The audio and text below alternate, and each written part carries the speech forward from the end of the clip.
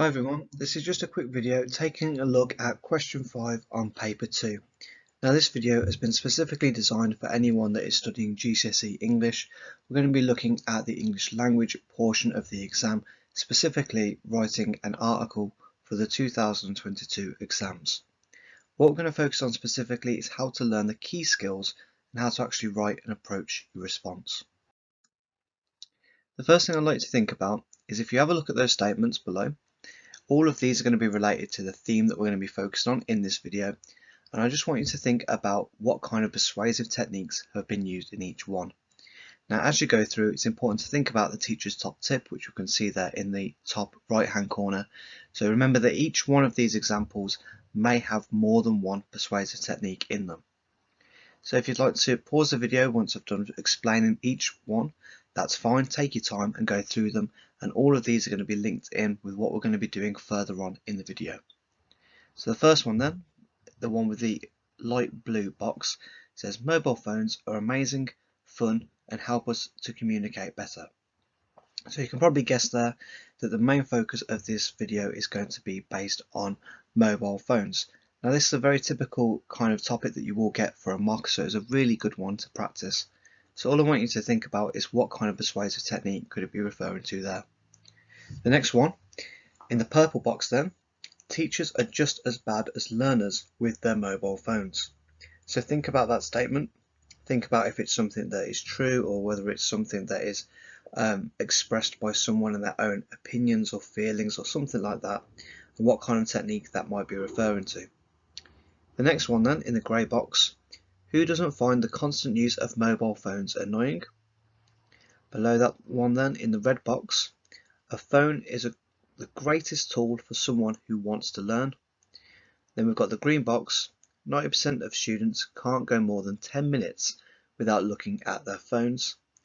Now with this one, the specific technique isn't something that I've actually looked up, so it says 90% of students can't go more than 10 minutes without looking at their phone. Now I don't know if that's actually true, but I do know that it is something that is believable. So you don't have to know the ins and outs of the topic, you just need to be able to show that you know how to use certain techniques in order to get your point of view across. And the final one then, the one in the orange box, having your phone taken away is worse than torture. So if you've been following any of our other videos, you'll know that one of the key acronyms that we need to be using for question 5 of paper 2 is the forest techniques. So if you'd like to pause the video here and have a look at each of these, try and figure out if they belong to any of the deforest techniques or if there's any other language techniques that you might have covered in your normal English lessons that might also count as one of those as well. Class feedback. Check your answers against the ones below. So hopefully we've had a bit of time then to go through some of the statements and identify the correct persuasive technique. Now what we're going to do is just have a look at a completed table to see what the answers are. So as you can see there, we have our statements on the left hand side and we have the persuasive techniques that they represent on the right. So if we have a look at the first one then, mobile phones are amazing, fun and help us to communicate better. So this is what we call a group of 3. Some teachers would also call it a triplet as well. They mean essentially the same thing, but those are just different names for them, so that's generally what they mean. When you're using this, it's really important that you have 3 things towards the common goal. And the simple reason why we want to do that is because it's just going to make your argument that much stronger. If you can give me 3 really strong arguments towards one thing, it's going to just make it sound that much more effective and persuasive to your audience. Number 2 then. Teachers are just as bad as learners with their mobile phones. That of course is an opinion. Now it might be that you really agree with this opinion, but because it's not something that is actually based on facts, it's therefore going to be an opinion. Using your opinion, expressing your own point of view and what you think and feel is very important because it helps build a bit of a connection, a little bit of a relationship with your audience, and it helps them to understand your point of view a bit better. Next one, rhetorical questions. So who doesn't find the constant use of mobile phones annoying? So this is a really good technique to use. A rhetorical question doesn't actually require anyone to give them an answer, but it does get the audience to start thinking carefully about what you're trying to communicate. Next one. A phone is the greatest tool for someone who wants to learn. And as you can see there, when we look at the right hand side, there's actually two techniques that have been used here. We have a superlative, which you can see there in the word greatest, and we also have an opinion. Of course, the greatest tool is not necessarily a mobile phone. You have many different things available for you if you want to learn, such as computers or libraries or anything like that, but this is that person's opinion, and this is how they've chosen to express it in this case. Next one then. 90% of students can't go more than 10 minutes without looking at their phones. So because we have a percentage in here, we've got a numerical value to help justify our point of view. We can see there that it's a statistic. Now, as I said previously, this isn't actually a fact, it's something I've made up, but you want to make sure it's something that seems fairly believable. I always go around 90% because if you said 100%, what's the chances that every single person can't put their phone down for 10 minutes? I'm sure there are some people, some students, that can actually go a long time without looking at their phone. So we're going to go a bit more realistic and say 90%. Final one. Having your phone taken away is worse than torture. And here we have a hyperbole. Now, hyperbole isn't one of our deforest techniques, but it is an extremely important form of persuasive writing, and it might even be considered to be a little bit more of an advanced form of language as well. We've also got a superlative there as well in the word worse. Now, if you'd like to build on your understanding of these techniques, things like hyperbole and things like that, the ones that are outside of our usual deforest techniques that we use kind of day in and day out, then do follow the link below the description there that's going to take you to the sheet on the more advanced forms of persuasive language. And this might just help take your response from, let's say, a 4 to potentially even a 5 or a 6. So the more techniques that you know, the more that you know how to use effectively in your writing, the higher marks you're going to get in your exam. Look at the exam question below and attempt the challenges that follow. So the question we're going to focus on for this video is: mobile phones are too distracting for learners during a lesson. Phones should be confiscated at the start of lessons to help students get the most out of their education. Write an article for your school magazine explaining your point of view. Now, if we have a look at the challenges here on the right hand side, the first thing it asks you to think about is to identify the TAP. Now, if we look at the key term that's in the top right hand corner, we learn that the TAP is the topic, the audience and the purpose. So if we look back at the question, then the topic we can see very clearly is going to be about mobile phones. So you can see there it's going to be about mobile phones, and this is what our main focus of our writing is going to be around. The audience. So you can see here that it hasn't really said the age group or the type of people that we're writing it to, but if you look at the bottom here, it says write an article for your school magazine. If it's for a school magazine, we can infer from that it's going to be young people or people within the school kind of system. So it might be intended for young people, and it might also be intended for, teachers as well. So it would be good to think about that kind of audience as well. The final one then is the purpose. So what do you actually need to do? And it actually says it right at the bottom here, and it's explaining your point of view. Now, when you reach year 11 or when you come to sit your GCSEs, they don't just want you to be able to pick out things like similes and metaphors and all that other kind of stuff. That's absolutely fine, and it is a very key skill to be able to identify language. But what they also want you to be able to do is to use your knowledge, use everything you know about the subject and apply it to your own reasoning, your own thoughts and feelings on a subject. So this is where you need to take all the skills that you've learnt over all the years of studying English and apply it to this scenario. Now, if we have a look at the super challenge, a good thing for you to do when planning this response is just to come up with 3 or 4 ideas based on this topic, and that's really going to help you when we come to the planning stage a little bit further on. The mega challenge, if you can stretch yourself a little bit further there, think about what kind of techniques you would need to include to be successful in this question. So think about the things that we've covered previously in this video. If you had to go at the advanced persuasive technique form that again is available at the bottom of the description, then think what kind of things could you use? How could you start embedding that in your plan and your own writing? Look at the student response and attempt the challenges that follow. So here we have someone who's actually wrote the same response aimed towards the same question that we were looking at earlier on in the video. So it says then, mobile phones are killing our education. Over the past 20 years, mobile phones have had a massive impact on society. There are many benefits: improving communication, fun games and apps, and a world of knowledge at our fingertips. However, has this really helped us to become better? Has it helped us to learn more and experience all of the wonders of the world? Well, the simple answer is no.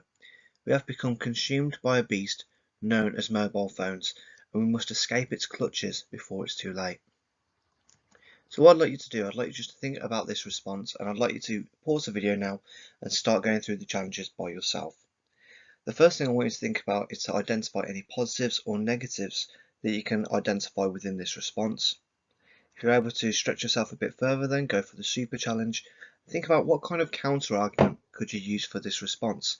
This response is obviously very negative towards the impact that mobile phones has had on students and young people. So is there a counter argument? Is there another side that you could come up with? Any ideas that you can come up regarding this will help you ultimately when you come to plan and write your own response. On the mega challenge, what we're going to do now, we're going to have a look at the teacher's feedback on the next part of the video to understand how this response would perform in an exam. So we're going to see literally the kind of marks it would get if this was in a proper assessment. Class feedback. Check the examiner's feedback and see if you notice the same details. So here we have the same response that we just looked at, and now we're going to look at some comments from a real life examiner. So the first thing they've done is they're going to identify some things that are positive, and this is indicated by WWW, also called what went well. So we're going to identify some of the positives in this response. So the first thing they've said is the response has used an appropriate organisational feature for an article. So when we're talking about an appropriate organisational feature, your teacher might also call it a presentational feature. We mean, has it actually set it out in terms of an article, the way an article should be set out? And we can see there that it has a headline, which is something that you'd typically include in there as well. Now, I'd also expect you to use subheadings as well, but this is just the first part of the response, so wouldn't necessarily see them at this point. Next one then. The candidate has used some examples of persuasive language. So a good thing to think about when you actually get feedback from teachers, or if you get some from the actual mark scheme or anything like that, the way that they phrase these will actually tell you both about the positives and the negatives. So if you look at the word some, for example, what that word implies there is that they have used maybe one or two persuasive techniques, but they haven't used a lot. So the key word there for the higher range bracket of the marks needs to be a range of persuasive techniques. Instead, it's used some. Now, this will get them some marks, but ultimately, it's also telling us that it's kind of missing the mark a little bit. It needs to include a few more persuasive techniques in order to get a higher mark. A range of punctuation has been used effectively. So if you limit yourself to things like full stops and commas, then you're not going to be able to really get in the higher grade boundary, especially for level 2 functional skills, or even if you're thinking about going on to GCSE English as well. But we see there that they've used different forms of punctuation. They have used the full stops and commas, which is absolutely necessary, but they've also used a colon. A colon is used to indicate a list, and we also have a rhetorical question as well. So you can see there that that's being used. And it's also using apostrophes effectively as well. So we use apostrophe either to show possession of something or to omit a letter. And you can see that in the word it's, where it says it's too late at the bottom there. So the word that's been replaced is an I. So just to make it shorter. The response is clear and concise. Now this is something that we don't often think about too much because it kind of stands to reason that your writing needs to be clear and straightforward and easy to understand. But a lot of the time people just kind of rush it. They get too many ideas all jumbled in together, and that can often make the response seem confusing. This response, even though it's just the introduction, has remained on point and it's had a very clear message throughout. EBI. So this stands for even better if. The response needs to be structured effectively with a clear focus in each paragraph. So if all we had is this as the whole response for the whole exam question, then it just wouldn't be enough. It wouldn't have demonstrated to the examiner that we've actually wrote in paragraphs. It just might seem that you're trying to hurriedly get all your ideas down in one. Now, if this is just the introduction, that's absolutely fine, but then we'd need to see that the person is thinking carefully about the structure of their writing and that each paragraph has a clear focus, talking about a different thing relating back to this question. The final one then, a range of persuasive techniques needs to be used for higher marks. So if we look, this response actually done quite well in terms of the different techniques that they've used there. Now they've used a list, and that is also a good thing to use, where they've said improved communication, fun games and apps, and a world of knowledge at our fingertips. That's fantastic. We've also got a discourse marker as well with the word however. Okay, so that means that they're going to have a back and forth, talk about the pros and the cons of mobile phones. We've used rhetorical questions, and the one thing that I really like about this response is that we've got a metaphor here at the end of the passage. So if you did complete the task where you went through the more advanced persuasive techniques, you might be familiar with this kind of technique now. So we've become consumed by a beast known as mobile phones, and we have to escape its clutches before it's too late. So all of this bit here is going to be classed as a metaphor. And the reason why it's a metaphor is because it's referring to the phone as a beast, and the fact that we've been consumed by it, and consumed is another word for being eaten up by something. So we've been consumed by a beast known as mobile phones, and we must escape its clutches before it's too late. So they've used a metaphor, a really effective metaphor, to make it seem as though the phones are some kind of crazy monster, something that is acting very negatively and almost attacking people within society, and that's very, very effective there. So this would be a very, very good introduction, but if this was the only thing that the examiner received, they'd definitely want to see deeper meaning behind the paragraphs. I'd like to see a bit more structure going into this response. So now we've looked at a response, we're going to think about how you can actually plan yours to make sure that it's going to get the maximum marks possible. So look at the example and attempt the challenges that follow. So this is how we're going to hypothetically plan it. You don't have to stick rigidly to this structure. It's just a simple guide to help you get started. If it works for you, that's fantastic. If you want to try a different way around it, then that's fine as well. But ultimately, you need to make sure you're writing 5 paragraphs. So first of all, for your introduction, this is often the most important part. So if you are someone who struggles a little bit with the introduction, you can always go back to this video. You can use the actual example that we started with on the previous part of the video, and you can actually embed that in your own writing if you want to. When you're doing your introduction, you need to explain what the rest of your writing will focus on, and without going in too much detail. And you need to make sure that this captures the reader's attention. That is the first time you're kind of introduced to your audience, so you need to make sure that they want to carry on reading what you've got to say. We also don't want to repeat things over and over again. So if you are going to say some positives and negatives, try to keep the introduction relatively short. Don't get all of your ideas in the intro, because then it's going to limit the rest of your response. The main body. So you'll need roughly around 3 strong paragraphs with a clear different focus in each one. Remember, you'll win more people over if you present a balanced argument. So if you think about the topic, about the idea of having actually having mobile phones within lessons, there are some positives and there are some negatives. We can all probably agree on that case. So if you actually acknowledge both sides, it will make your argument that much stronger. And then a conclusion. So this is where you sum up your writing. What will happen when they take on board what you have said? Think carefully about the outcome you want your writing to take, and don't forget to sign off in an appropriate manner. So if you're thinking about planning your own response now, what I'd like you to do is to go through the challenges on the right hand side. So first of all, try and plan a clear point for your 3 main paragraphs. Super challenge. Write at least 1 sentence for each paragraph using persuasive language. All of these are the things that we've looked at in the previous part of the video. In the mega challenge, Use everything we have learnt to attempt the exam question that we looked at previously. Now that we've had a look at an example response and we've had a look at a bit of the feedback that this would get from an examiner, let's take a look back at the exam question from earlier. So again, this is the same one that we looked at a moment ago. It's also the same one that we looked at for the actual example as well. So it says, mobile phones are too distracting for learners during a lesson. Phones should be confiscated at the start of lessons to help students get the most out of their education.